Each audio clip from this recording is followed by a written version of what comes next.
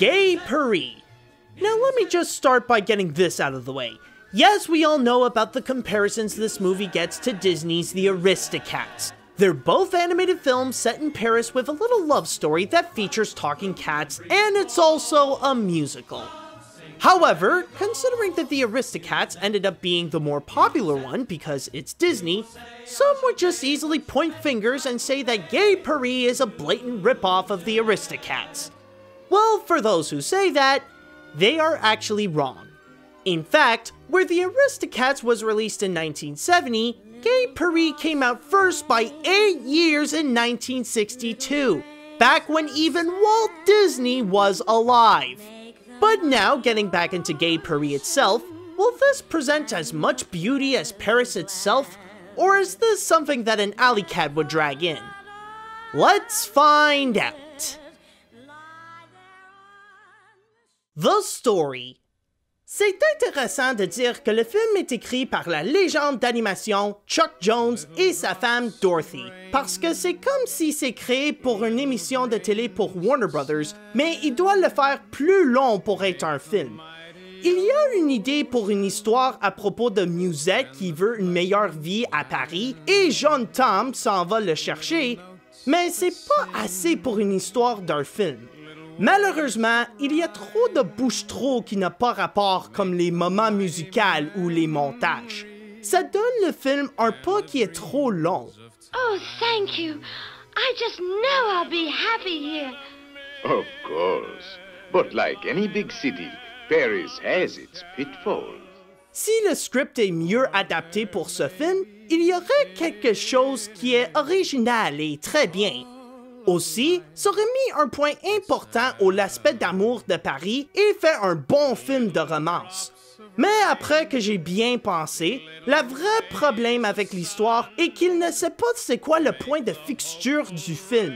Est-ce que c'est à propos de Musette, son histoire de Paris, Jeune Tom, sa mission de chercher Musette, les chansons, Paris lui-même, je sais pas!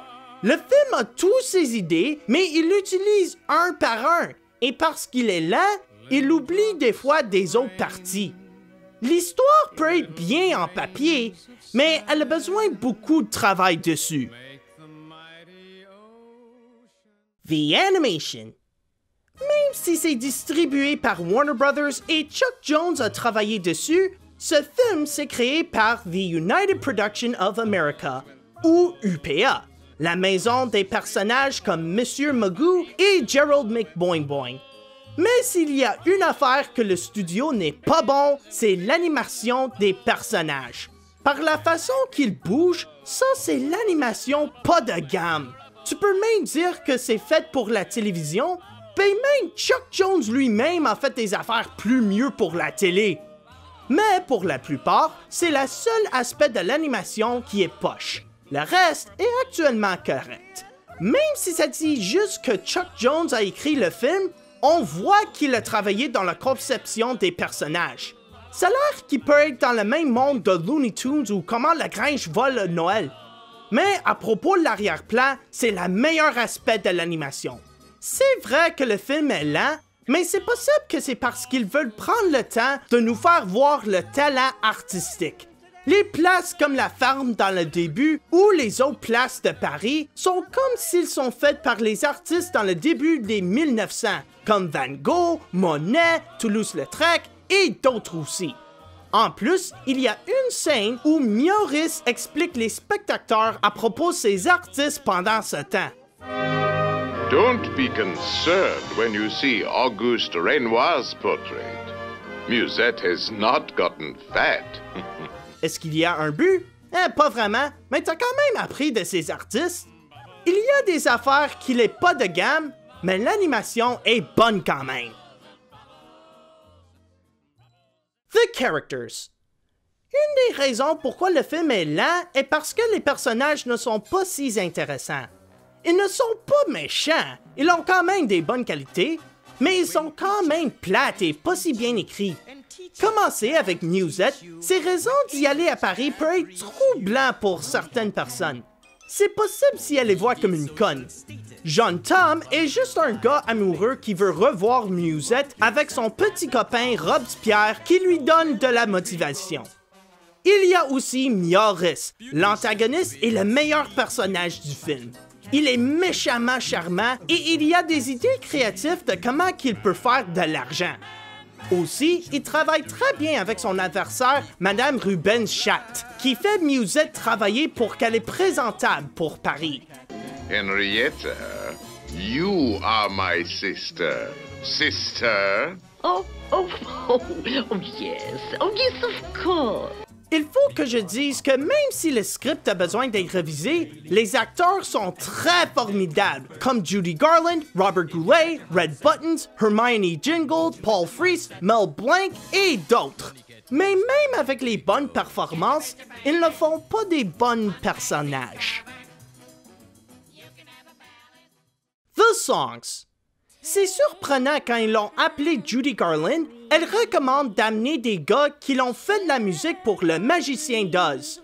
Ben ouais, les chansons ici sont faites par Harold Arlen et E.Y. Harburg, et ils ne sont pas aussi bonnes que Par-delà de l'arc-en-ciel. Ils ne sont pas mal, mais c'est facile de les oublier. La plupart des chansons sont juste de l'amour, comme Musette, Petit goût de la pluie, Le cheval ne parle pas et Rose rouge, violette bleue. Musette, Musette, you will say I'll chanter once you've met my poupée, Musette. You're in love, it's always true. The goddamn roses must be red and violets must be blue. Let's smooch, smooch, smooch and kiss, kiss, kiss. No old gossip puss will know of this. Hello. The mighty memories and the dreams of time. Ça donne le goût que le film se répète tout le temps avec l'amour. Le chat avec l'argent est la chanson du méchant pour expliquer le motif de Mjoris, mais le tempo est trop joyeux pour être une chanson pour le méchant. And teacher can't teach you when angels can't reach you. The money cat can. Mais avec Prendre la main Paris et Paris est une ville seule, ils sont peut-être les meilleures chansons du film. Les deux expliquent comment Paris peut être beau autant qu'elle peut être triste. Take my heart to Mad Montmartre or buy me the Rivoli. Where's that shining flower 'neath the Eiffel Tower? Et aussi, il y a Les Bulles, où c'est une chanson rare pour un film animé à cause que les personnages sont sous. When life is bubbable, the whole world is lovable and durable and beautiful with bubbles. Ça va dépendre de la personne si elle va aimer les chansons amoureuses. Sinon, ils sont juste plates et elles ne vont pas souvenir trop de ça.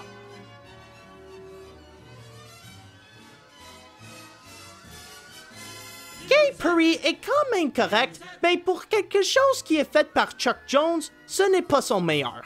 L'histoire est originale, mais c'est quand même lent. L'animation est bonne, mais c'est aussi pas de gamme. Les performances sont extraordinaires, mais les personnages ne sont pas intéressants. Et les chansons sont bonnes, mais on peut l'oublier facilement. Si t'aimes ça, les films romantiques, tu vas bien aimer ce film. Sinon, tu peux y aller voir Les Aristochats. On peut dire avec ce film que ce n'est pas le chat qui sait où il va.